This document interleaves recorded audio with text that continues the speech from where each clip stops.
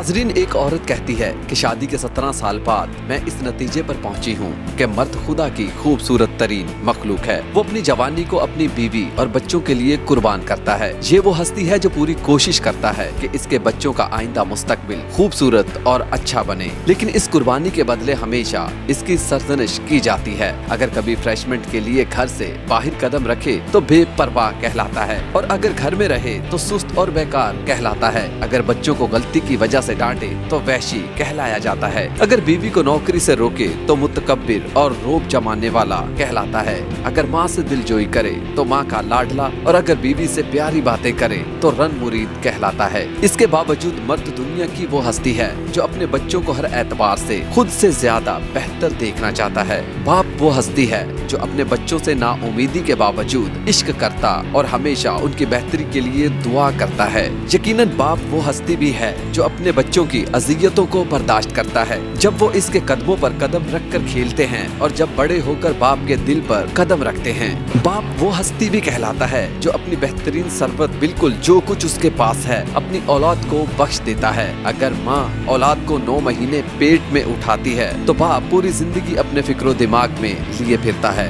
दुनिया अच्छी और खूबसूरत है जब तक घर का सरपरस्त सालम है। नाज़रीन, अगर आपको ये वीडियो पसंद आई हो तो हमारे चैनल को जरूर सब्सक्राइब कीजिएगा, लाइक कीजिएगा और शेयर करना ना भूलिएगा। आपका और मेरा अल्लाह हामी नासिर हो।